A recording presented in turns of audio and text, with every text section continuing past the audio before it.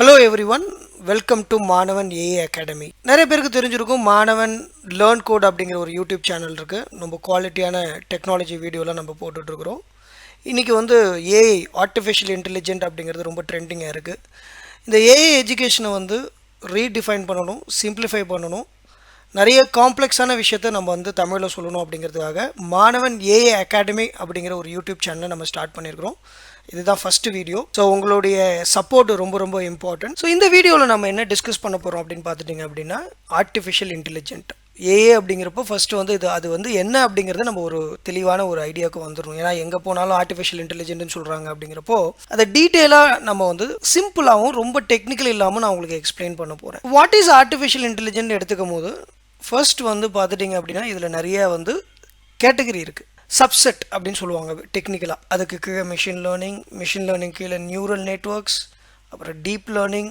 இது எல்லாமே பார்த்திங்கன்னா மிக்ஸ்டாக நீங்கள் லேர்ன் பண்ணிக்கிட்டேன் அப்படின்னா டேட்டா சயின்ஸ் அப்படின்னு சொல்லுவாங்க. அதுக்கு ரிலேட்டடான நிறைய ரோல்ஸ் இருக்குது. டேட்டா சயின்டிஸ்ட், டேட்டா அனலிஸ்ட், இந்த மாதிரி நிறைய ரோல்ஸ்லாம் மார்க்கெட்டில் ஜாப் ஆப்பர்ச்சுனிட்டிஸ் இருக்குது. இப்போ நம்ம ஆர்டிஃபிஷியல் இன்டெலிஜென்ட்னா என்ன அப்படிங்கிறத மட்டும்தான் நம்ம பார்க்க போகிறோம். அடுத்தடுத்த வீடியோவில் உங்களுக்கு மிஷின் லேர்னிங்னா என்ன, நியூரல் நெட்வொர்க்லாம் என்னங்கிறது ரொம்ப சிம்பிளாக சொல்ல போகிறேன். அதுதான் என்னுடைய கோல். அதாவது யூடியூபாக இருக்கட்டும், இல்லை நீங்கள் போய் ஒரு டாக்குமெண்ட் எடுத்து படிச்சிங்க அப்படின்னா ஓரளவுக்கு நம்மளால் ஆர்டிஃபிஷியல் இன்டெலிஜென்ட்டை ஒரு பேசிக்கான லெவலில் புரிஞ்சுக்க முடியும். ஒன்ஸ் நம்ம machine learning, neural networks, deep learning இந்த மாதிரி ஏரியாவை நம்ம கவர் பண்ணும்போது என்ன ஆகும் அப்படின்னா நிறைய காம்ப்ளெக்ஸான விஷயங்கள் நம்மளுக்கு புரியாது. ஸோ மாணவன் ஏஏ அகாடமியோடைய மெயின் கோல் என்ன அப்படின்னா சிம்பிளிஃபை பண்ணுறது தான். இப்போது ஆர்டிஃபிஷியல் இன்டெலிஜென்ட் அப்படிங்கிறது அடுத்த ஸ்டேஜ் மிஷின் லேர்னிங்க்கு அடுத்த ஸ்டேஜ் டீப் லேர்னிங். இன்றைக்கி பார்த்துட்டிங்க அப்படின்னா ஜென்ரேட்டிவ் ஏஐயில் நிற்கிறோம். இப்போ லாஸ்ட் ஒரு 5 இயர்ஸில் பார்த்துட்டிங்க அப்படின்னா நிறைய டேட்டா சயின்ஸ் ரிலேட்டடான ஜாப்ஸு, அதுக்கு ரிலேட்டடான ப்ராஜெக்ட்ஸ்லாம் கம்பெனியில் ஹேண்டில் பண்ணிகிட்ருக்குறாங்க. இன்றைக்கி 2023, 2024 எடுத்துக்கிட்டிங்க அப்படின்னா ரொம்ப பாப்புலராக இருக்கக்கூடிய ஒரு டெக்னாலஜி அப்படின்னு எடுத்துக்கிட்டிங்கன்னா ஜென் ஏஐ அப்படின்னு சொல்லுவாங்க, ஜென்ரேட்டிவ் ஏஐ. அதுக்கு எக்ஸாம்பிள் சாட் ஜிபிடி. இதை பற்றி இன்னொரு வீடியோவில் நம்ம டீட்டெயிலாக பார்க்கலாம். இந்த ஆர்டரை நீங்கள் ரொம்ப புரிஞ்சுக்கணும். ஆர்டிஃபிஷியல் இன்டெலிஜென்ட்டுக்குள்ளே மிஷின் லேர்னிங்குள்ளே டீப் லேர்னிங்குள்ளே ஜென்ரேட்டிவ் ஏஏ. அப்போ கொஞ்சம் கொஞ்சமாக இது எவால்வ் ஆகி இன்றைக்கி ஜென்ரேட்டிவ் ஏஏ அப்படிங்கிற ஒரு இடத்துல நிற்கிது. இப்போது நீங்கள் பார்த்துருப்பீங்க, ஃபஸ்ட்டு பைசைக்கிள், அதுக்கப்புறம் ஒரு 2 வீலர், அதுக்கப்புறம் கார், இப்படி ஒரு எவால்வேஷன் இருக்கும் இல்லையா, ஒரு டிரான்ஸ்போர்ட் அப்படிங்கிறப்போ இந்த மாதிரி விஷயங்கள்லாம் இருக்குது. அந்த மாதிரி இன்றைக்கி ஆர்டிஃபிஷியல் இன்டெலிஜென்ட்டுக்கப்போ இந்த மாதிரியான ஒரு எவால்வேஷன் ஸ்டேஜ் இருக்குது.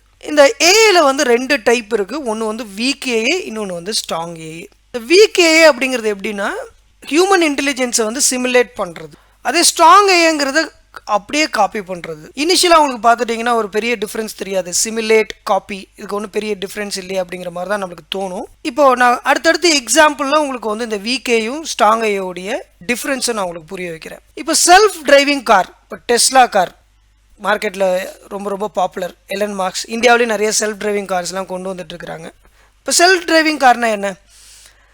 டிரைவரே இல்லாமல் ஆட்டோமேட்டிக்காக அந்த கார் போகும். அப்போது இந்த காரில் நிறைய சென்சார்ஸ் இருக்குது. ஸோ அந்த சென்சார்ஸ் அந்த ரோடை அப்சர்வ் பண்ணுது. ஒரு டிரைவர் என்ன பண்ணுறாரோ அதை அப்படியே சிமுலேட் பண்ணுது.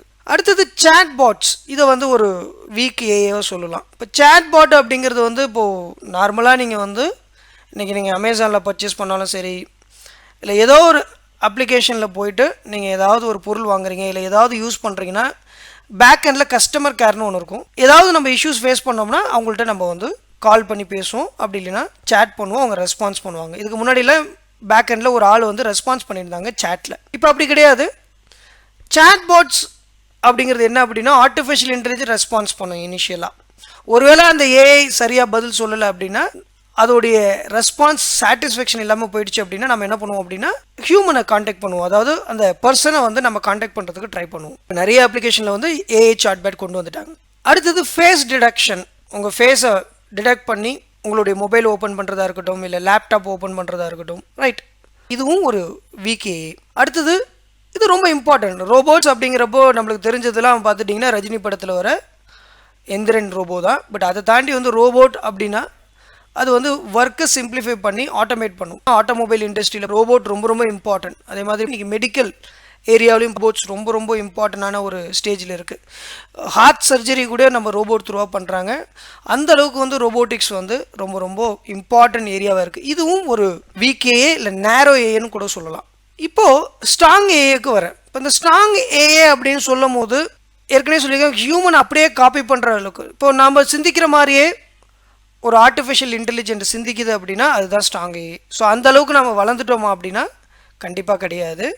ஸோ அது வந்து பார்த்திங்கன்னா எர்லி ஸ்டேஜில் தான் இருக்கிறோம். அதாவது ஸ்ட்ராங் ஏஏன்னு சொல்லும் போது talking, thinking, learning, planning, understanding எல்லாமே வந்து ஹியூமன் மாதிரி இருக்கிறது இன்டெலிஜென்ஸ், ட்ரூ இன்டெலிஜென்ஸ்.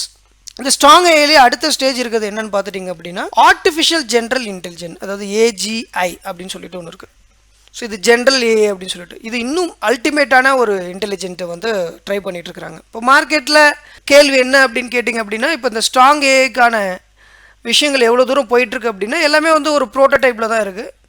இன்னும் வந்து அந்த அளவுக்கு ஸ்ட்ராங் ஏஐக்கு ரிலேட்டடான ஒரு ப்ராடக்ட் இன்னும் மார்க்கெட்டில் வரல. அதாவது ஹியூமன் பீனை ரீப்ளேஸ் பண்ணுற அளவுக்கு இன்னும் வரல. நிறைய ரோபோட்லாம் இருக்குது, செல்ஃபாக திங்க் பண்ணோம்.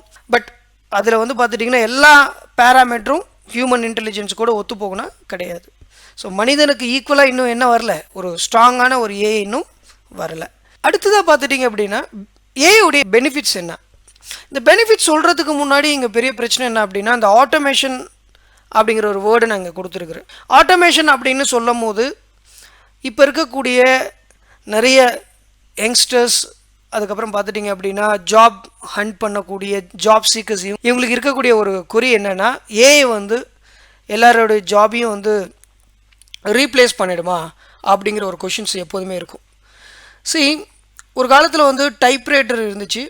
டைப்ரைட்டர் த்ரூ தான் நிறைய டைப் பண்ணிட்டு தாங்க. அந்த டைப்ரைட்டர் அப்படிங்கிறது வந்து கவர்மெண்ட் ஆஃபீஸில் இருக்கும், முக்கியமாக வந்து நியூஸ் பேப்பர் கம்பெனிஸ் எல்லாம் இருக்கும். நீங்கள் எங்கே போனாலும் டைப் ரைட்டிங் அப்படிங்கிறது ரொம்ப பாப்புலராக இருந்தது. கம்ப்யூட்டர் வராது முன்னாடி. கம்ப்யூட்டர் வந்ததுக்கப்புறம் என்ன நினச்சாங்க அப்படின்னா, டைப்பிஸ்ட் இருக்காங்க இல்லையா, டைப்ரைட்டர் யூஸ் பண்ணக்கூடிய டைப்பிஸ்ட் வந்து பார்த்துட்டிங்கன்னா அவங்களுடைய ஜாபை வந்து அவங்க வந்து என்ன பண்ணுறாங்க அப்படின்னா இழக்கிறாங்க. உண்மைதான். ஆனால் அதே டைப்பிங் ஸ்கில்லை அப்படியே வந்து என்ன பண்ணால் கொஞ்சம் அப்கிரேட் பண்ணி அவங்க என்ன பண்ணுறாங்க, இப்போ வந்து கம்ப்யூட்டர் லேர்ன் பண்ணிக்கிறாங்க. எப்படி வந்து கம்ப்யூட்டரில் டைப் பண்ணுறது, எப்படி கம்ப்யூட்டரில் டாக்குமெண்ட்டை சேவ் பண்ணுறது, கொஞ்சம் அப்கிரேட் பண்ணோடனே அவங்களுடைய ஜாப் திரும்பவும் செக்யூர் ஆகுது. அதே மாதிரி தான் இண்டஸ்ட்ரியில் சாஃப்ட்வேர் இன்ஜினியர் இருப்பாங்க, டெஸ்டர் இருப்பாங்க, க்ளவுட் இன்ஜினியர் இருப்பாங்க.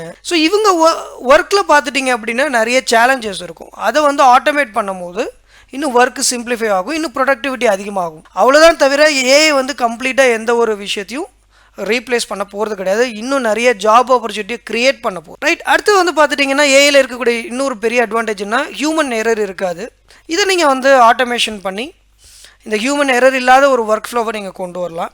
எலிமினேட் ரிப்பிட்டேட்டிவ் டாஸ்க், இது ரொம்ப இம்பார்ட்டன்ட். டெய்லி ஒரே மாதிரி ஒருத்தர் டாஸ்க் பண்ணிக்கிட்டே இருக்கிறாரு அப்படின்னு வச்சுக்கோம். இப்போ செக்யூரிட்டி இருக்கிறாரு, அவர் டெய்லி வரவங்களை வந்து டெய்லி அவங்க பேக்கெல்லாம் செக் பண்ணிகிட்டே இருக்கிறாரு. இதே ரிப்பீட்டிவ் டாஸ்க் இருக்குது. அதுக்கு பதில் வேறு ஏதாவது ஒரு ஏஐ பேஸ்ட் ஒரு ஆப்பை, ஒரு சொல்யூஷனை வச்சு செக்யூரிட்டி இன்னும் டைட் பண்ணும் போது இந்த மாதிரியான விஷயங்களை வந்து என்ன பண்ணலாம், ரிப்பீட்டிவாக பண்ணக்கூடிய டாஸ்க்கெலாம் எலிமினேட் பண்ண முடியும். Fast and accurate 100%.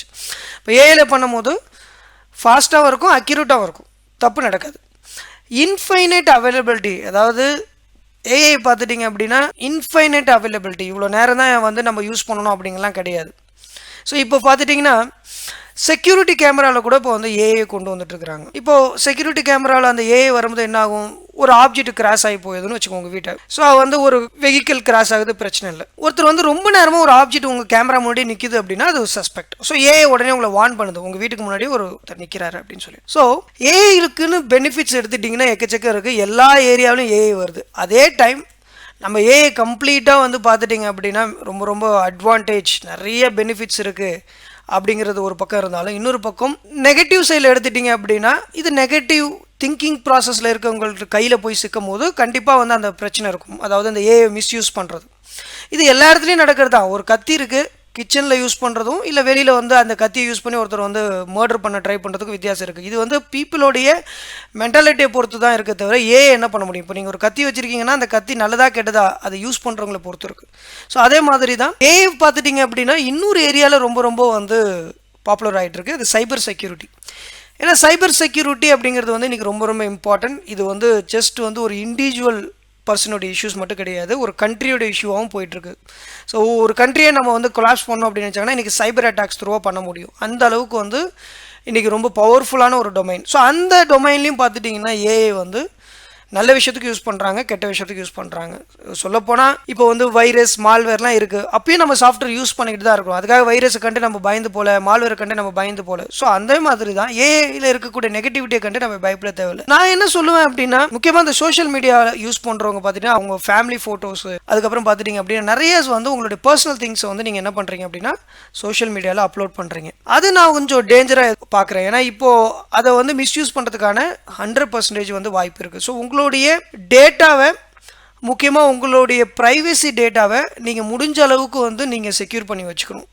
அது வந்து நீங்கள் எந்த அளவுக்கு வந்து செக்யூர் பண்ணுறீங்களோ அந்த அளவுக்கு நீங்கள் வந்து ரொம்ப சேஃபாக, ரொம்ப வந்து ஒரு பீஸ்ஃபுல்லான ஒரு லைஃப்பை நீங்கள் வந்து இது பண்ணலாம். ஏன்னா நீங்கள் நிறைய விஷயம் பார்த்துருக்கீங்க, உங்கள் டேட்டாவை எடுத்துகிட்டு உங்களை பிளாக்மெயில் பண்ணுவாங்க, ஏதாவது பண்ணிடுவாங்க. அதுக்காக வந்து நான் வந்து என் ஃபோட்டோஸ்லாம் நான் வந்து சோஷியல் மீடியாவில் யூஸ் பண்ணாமல் இருக்க முடியுமா அப்படிங்கிற கேட்குற கேள்வி இருக்குது. நான் என்ன சொல்ல வரேன்னா, நீங்கள் யூஸ் பண்ணக்கூடாதுன்னு சொல்லலை, பட் எந்த மாதிரி பிளாட்ஃபார்மில் யூஸ் பண்ணுறீங்க, எந்த அளவுக்கு யூஸ் பண்ணுறீங்க அப்படிங்கிறத பொறுத்து தான் இருக்குது. ஸோ இந்த மாதிரி பார்த்துட்டிங்கன்னா ஏஐயோடைய இம்பேக்ட் எல்லா டொமைன்லேயும் வந்துருச்சு. அதனால் வந்து ஏஐ வந்து நீங்கள் அப்கிரேட் பண்ணிக்கிறது அப்படிங்கிறது ஒரு ஆப்பர்ச்சுனிட்டி, கரியர் க்ரோத் எல்லாமே இருக்குது. ஏன்னா ஏற்கனவே நான் சொன்ன மாதிரி கம்ப்யூட்டர் வந்தப்போ டைப்ரைட்டருக்கான வேலை இல்லாமல் போச்சு. அந்த மாதிரி சில வேலைகள் வந்து கண்டிப்பாக காணா போகும். அதுக்கு யார் அந்த வேலையில் இருந்தாங்களோ அவங்க அப்கிரேட் பண்ணிக்கணும், அவ்வளோதான். அதுதான் இப்போ போயிட்டுருக்கு. ஸோ முக்கியமாக நான் ஃப்ரெஷருக்கு என்ன சொல்லுவேன் அப்படின்னா, நிறைய வந்து ஏஐ படித்தா உடனடியாக வேலை கிடைக்கும் அப்படிங்கிறது வந்து கிடையாது. ஏன்னா ஒரு ஏஐ ப்ராஜெக்ட்லாம் வந்து ஒரு கம்பெனியில் அசைன் பண்ணுறாங்கன்னா எக்ஸ்பீரியன்ஸ் இருக்கணும். உங்களுக்கு ஆல்ரெடி வந்து ஒரு டொமைனில் வந்து ஓரளவுக்கு மாஸ்டராக இருந்தால் தான் நீங்கள் ஏஐவை இன்கார்பரேட் பண்ணி அந்த ப்ராஜெக்டை வந்து இன்னும் நிறைய வந்து விஷயங்கள் பண்ண முடியும். ஸோ ஃப்ரெஷரை பொறுத்த வரைக்கும் ஸோ ஏஐ நாலேஜும் ரொம்ப இம்பார்ட்டன்ட், க்ளவுட் நாலேஜ் ரொம்ப இம்பார்ட்டன்ட். ஏன்னா க்ளவுடில் ஏஐ ரிலேட்டடான நிறைய சர்வீசஸ்லாம் வந்துருச்சு. இது எல்லாமே நம்ம இன்னொரு வீடியோவில் ரொம்ப டீட்டெயிலாக ஸ்டெப் பை ஸ்டெப்பாக ரொம்ப சின்ன சின்ன வீடியோஸாக உங்களுக்கு நான் கொடுத்துக்கிட்டே இருக்கிறேன். இந்த சேனல் ரொம்ப புதுசு. ஸோ நான் உங்கள்கிட்ட என்ன ரெக்வெஸ்ட் பண்ணுறேன்னா, சப்ஸ்கிரைப் பண்ணுங்கள், இந்த பெல் பட்டன்லாம் கிளிக் பண்ணுங்கள், லைக் பண்ணுங்கள், மாணவன் ஏஐ அகாடமிக்கு வந்து நிறைய சப்போர்ட் பண்ணுங்கள். So transforming mains and AI education redefined, இதுதான் நம்மளுடைய ஸ்டேட்மெண்ட்டு. Thank you guys.